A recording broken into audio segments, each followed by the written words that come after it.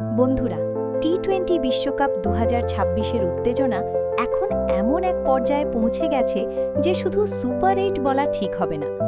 তুমি কি ভাবছিলে যে সেমিফাইনালের রাস্তা ভারতীয় দলকে লাল গালিচা বেয়ে সাজানো থাকবে?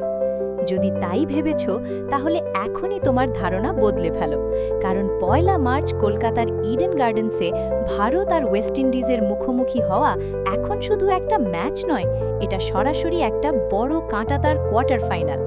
হ্যাঁ বন্ধু, এবার যুদ্ধ হবে ডু অর ডাই।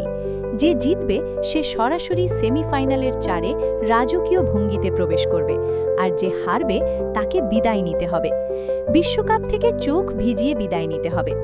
বর্তমান পয়েন্ট টেবিলটা দেখলে ওয়েস্ট ইন্ডিজ জিম্বাবুয়েকে হারিয়ে 2 পয়েন্টে আছে, আর আমাদের টিম ইন্ডিয়াও জিম্বাবুয়েকে হারিয়ে 2 পয়েন্ট নিয়ে সেমিফাইনালের মুখে দাঁড়িয়েছে। ইডেনের সেই ঝাঁঝালো পিচে ক্যারিবিয়ান দানবদের আটকাতে ভারতের কোন 11 জন যোদ্ধা মাঠে নামবে, আজ আমরা সেই ফাইনাল একাদশী ঘোষণা করতে যাচ্ছি। ভিডিওটা বন্ধুরা, একাদশ ঘোষণা করতে আমরা প্রস্তুত, আর অপেক্ষা করতে হবে না। ওয়েস্ট ইন্ডিজের বিরুদ্ধে এই স্মরণীয় ম্যাচে যারা তিরঙ্গা উড়াবেন তারা হলেন অভিষেক শর্মা, আমাদের আক্রমণাত্মক ব্যাটিং অলরাউন্ডার। অনেকদিন রান না করার পর গত ম্যাচে 55 রানের ঝড়ো ইনিংস খেলেন। পাওয়ার প্লেতে রান রেট বাড়িয়ে দলকে শক্ত ভিত্তি দিলেন। ঈশান কিষান, উইকেট কিপার ব্যাটসম্যান, বিশ্বকাপের মতো বড় স্টেজে প্রতিটি ম্যাচে ধারাবাহিক রান করার চেষ্টা করবেন। বড় স্কোরের খোঁজে ঈশান এডেনের পিচে পুরোপুরি প্রস্তুত থাকবেন। সঞ্জু স্যামসন, গত ম্যাচে 24 রান করে ভালো শুরু করলেও ইনিংস বড় কিছু করতে পারেনি। রিঙ্কু সিংয়ের বাবার মৃত্যুতে রিঙ্কু সিং উপলব্ধ নেই, আর তাই তার জায়গায় সঞ্জু আবার নিজেকে প্রমাণ করার একটা সুযোগ পাচ্ছে। সূর্যকুমার যাদব, আমাদের অধিনায়ক এবং মিস্টার 360 ডিগ্রি। ক্রিজে যখন সে সেট হয়ে যায় তখন তাকে থামানো কোনো বোলারের জন্য দুঃস্বপ্নের মতো। এখন সে বড় ইনিংস খেলে টিমকে সামনে থেকে নেতৃত্ব দিতে পুরোপুরি প্রস্তুত। ইডেনের মাটি একটা বড় ইনিংসের অপেক্ষায় আছে। হার্দিক পান্ডিয়া, টি-20 ক্রিকেটের নির্ভরযোগ্য অলরাউন্ডার। আগের ম্যাচে 23 বলে না আউট 50 রান করে গেম চেঞ্জিং ইনিংস খেলেছে। 3 ওভারে মাত্র 21 রান দিয়ে বল হাতে দারুণ পারফরমেন্স দেখালেন। চাপের মধ্যে হার্দিকই আমাদের সবচেয়ে বড় আশার আলো। তিলক বর্মা, মিডল অর্ডারের শান্ত কিন্তু আক্রমণাত্মক ব্যাটসম্যান।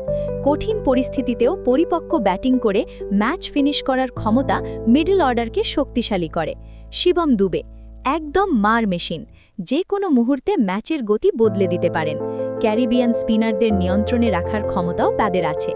বোলিং ব্রিগেডের উপর কোটি কোটি ভারতীয়ের আশা নির্ভর করে। ব্যাটসম্যানরা নিশ্চয়ই তাদের কাজ করবে, কিন্তু এডেনের পিচে বল দিয়ে আক্রমণাত্মক আঘাত করার যোদ্ধারা তারা। অক্ষর প্যাটেল, বোলিং অলরাউন্ডার। মিডল ওভারের রান রেট নিয়ন্ত্রণ করে প্রতিপক্ষকে আটকে দেওয়া তাদের প্রধান লক্ষ্য হবে। আর্শদীপ সিং, আমাদের প্রধান পেস বোলার। আগের ম্যাচে 4 ওভার বল করে মাত্র 24 রান দিয়ে 3টি উইকেট নিয়েছিলেন। ব্রেক থ্রু করাতে তিনি দারুণ ফর্মে আছেন। বরুণ চক্রবর্তী, আমাদের মিস্ট্রি স্পিনার। এডেনের পিচে তার ঘুরানো বল ক্যারিবীয় ব্যাটসম্যানদের জন্য দুঃস্বপ্ন হতে পারে। জসপ্রীত বুমরা, আমাদের প্রধান পেস বোলার। বড় ম্যাচের বড় খেলোয়াড়। পুরো বোলিং ইউনিটের দায়িত্ব তার শক্ত কাঁধে থাকবে। বন্ধুরা, এই 11 যোদ্ধাই 1 মার্চ কলকাতার ঐতিহাসিক এডেন গার্ডেন্সে আগুন ঝরাবেন। বন্ধুরা, আমাদের মনে রাখতে হবে উইন্ডিজকে হারানো মানেই সরাসরি সেমিফাইনালে যাওয়ার টিকিট পাকা করা। জিম্বাবুয়ের বিরুদ্ধে যেই আক্রমণাত্মক স্টাইলে ভারতীয় দল জিতেছিল, সেই আত্মবিশ্বাস নিয়ে ক্যারিবিয়ান দানবদের বাধা দিতে হবে। হ্যাঁ বন্ধুরা, আমাদের আর কোনো দলের ফলাফলের ওপর নির্ভর করতে হবে না। ইডেন গার্ডেন্সের গর্জন আর 1225 কোটি ভারতীয়ের দোয়া এই দলের শক্তি হয়ে দাঁড়িয়েছে। আমাদের বিশ্বাস এই দলটাই এডেনের মাটিতে ইতিহাস রচনা করবে আর গর্বের সঙ্গে সেমিফাইনালে পৌঁছাবে। তো বন্ধুরা, আপনারা কি মনে করেন 1 মার্চ কলকাতার এই মহান মঞ্চে ভারত কি করবে? এই শেষ 11 জন কি ওয়েস্ট ইন্ডিজকে হারাতে পারবে? সঞ্জু স্যামসন কি চাপের মধ্যে নিজের ক্যারিয়ারের সেরা ইনিংস খেলতে পারবে আর রিঙ্কু সিংয়ের ঘাটতি পূরণ করতে পারবে? আর আমাদের বোলাররা কি সেই বিপজ্জনক ক্যারিবিয়ান ঝড়কে থামাতে পারবে? আপনার মূল্যবান এবং ধারালো মতামত দেরিতে না করে কমেন্ট বক্সে শেয়ার করুন। ভিডিওটা ভালো লাগলে লাইক দিন আর সব ক্রিকেট প্রেমীর কাছে শেয়ার করুন। ধন্যবাদ।